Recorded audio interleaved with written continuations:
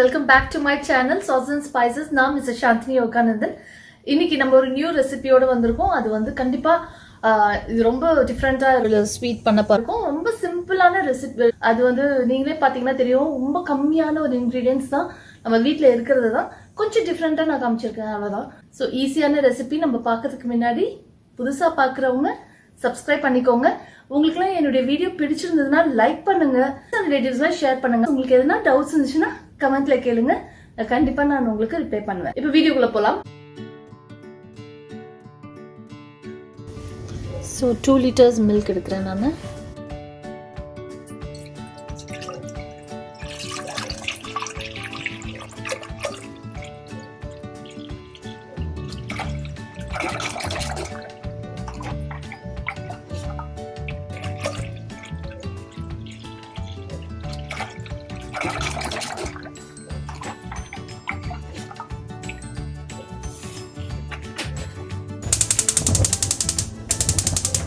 இது வந்து medium to low ஃப்ளேம்குள்ளே வச்சு நம்ம கொஞ்சம் பொங்க வைக்க போகிறோம்.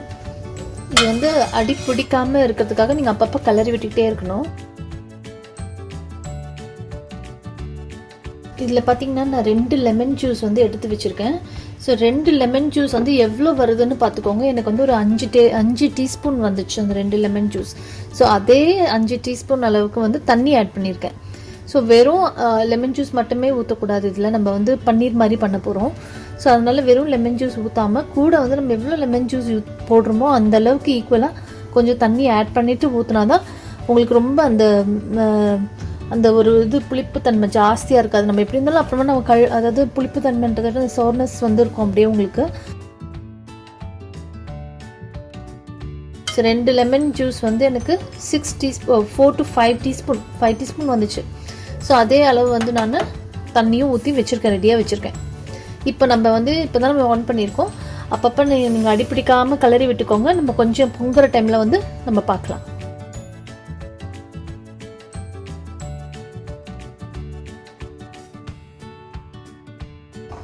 இப்போ நல்லா பொங்கி வந்துருச்சு.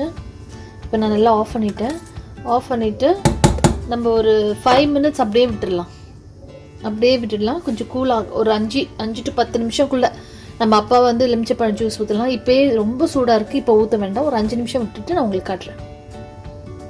ஃபஸ்ட்டு கொஞ்சம் கொஞ்சமாக ஊற்றுங்க.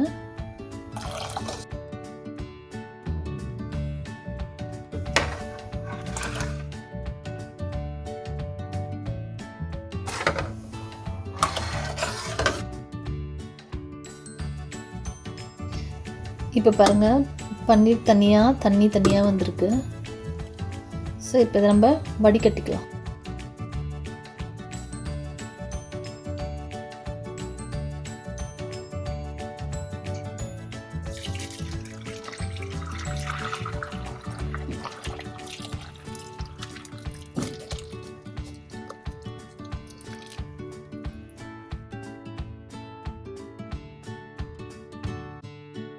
ஸோ ஃபஸ்ட்டு அந்த தண்ணியை வந்து கொட்டிடலாம்.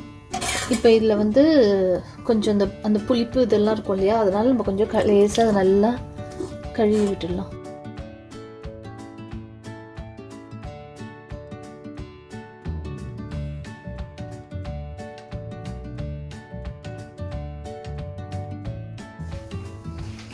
ஸோ இதை வந்து நம்ம அப்படியே ஒரு 5 நிமிஷம் விட்டுடலாம். நல்லா தண்ணியெல்லாம் வடிகட்டிட்டு அதுக்கப்புறமா நம்ம என்ன பண்ணுறதுன்னு பார்க்கலாம்.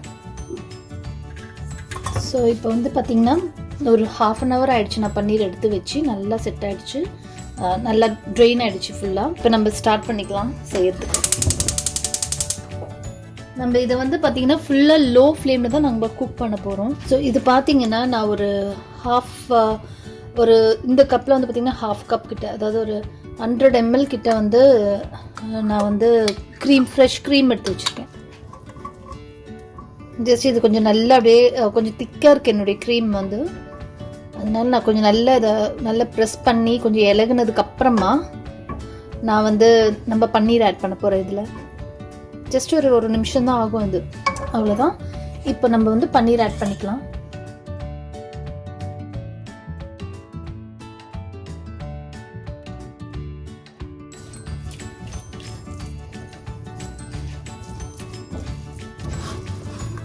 பன்னீரும் அந்த க்ரீமும் நல்லா சேர்த்து மிக்ஸ் பண்ணி விட்டுக்கோங்க.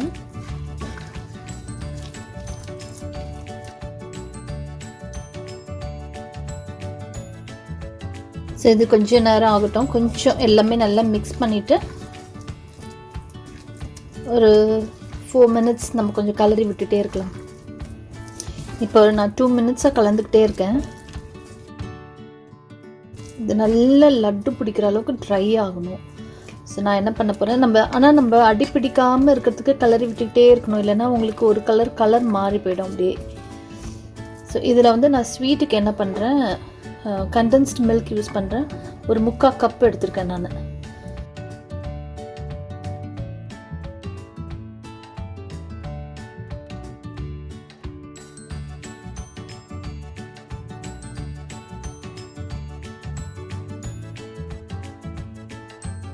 இப்போ பார்த்தீங்கன்னா நான் ஒரு 10 minutes கலந்துட்ருக்கேன். ஸோ நம்ம வந்து கை அடிப்பிடிக்காமல் இருக்கணும், கலர் மாறாமல் இருக்கணும், ஃப்ளேம் வந்து ஸ்லோலியாக இருக்கணும். கொஞ்சம் பொறுமையாக பண்ணணும் இந்த வேலை, இல்லைன்னா அப்படியே ஸ்பாயில் ஆகிடும்.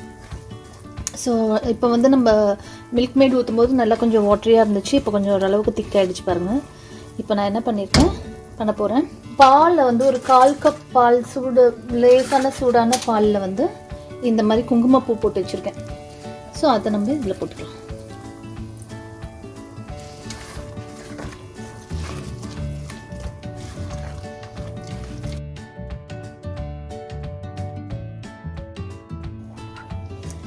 ஸோ இந்த பால் கூடவே நம்ம என்ன பண்ணலாம், கொஞ்சமாக ஏலக்காய் தூள் ஜஸ்ட் ஒரு பிஞ்ச் போடுறேன் நான், அவ்வளோதான். ஸோ இது நல்லா கலந்து அப்படியே சுருண்டு வரணும் ஓரமெல்லாம். ஸோ அது வரைக்கும் நம்ம இது கலர் இல்லை. இப்போ வந்து பார்த்திங்கன்னா நான் ஒரு 1/2 hour வந்து இந்த மாதிரி பண்ணிகிட்டு இருக்கேன். ஸோ நல்லா வந்து கொஞ்சம் சுருண்டு வந்துருக்கு.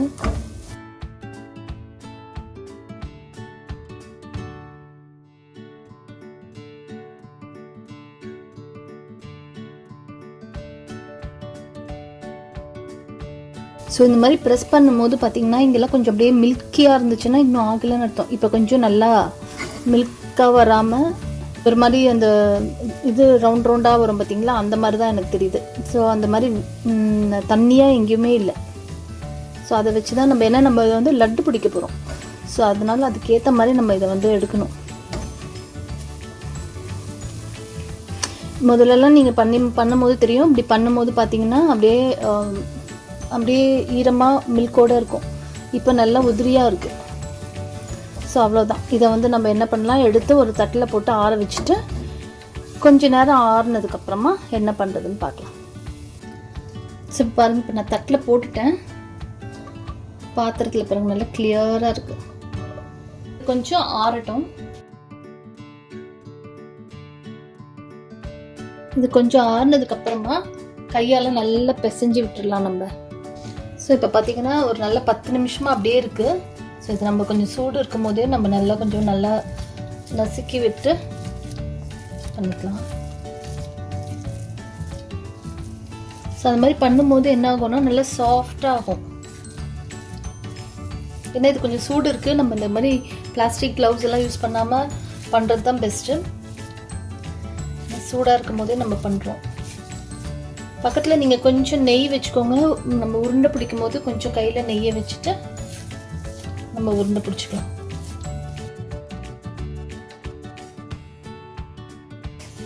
இப்போ நல்லா பிசைஞ்சாச்சு. நம்மளுக்கு எவ்வளோ சைஸ் வேணுமோ அந்த மாதிரி ஒரு கொஞ்சமாக எடுத்து நம்ம உருண்டை பண்ணிக்கலாம். ஸோ அவ்வளோதான், மலாய் லட்டு.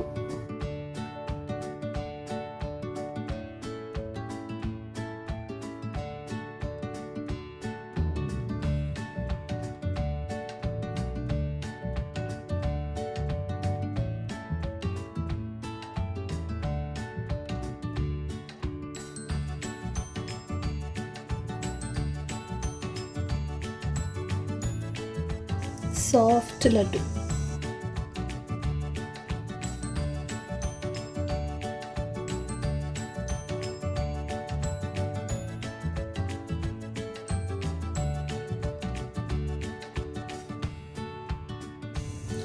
ஸோ ஃபைனலாக நம்ம லட்டு பண்ணி முடிச்சாச்சு.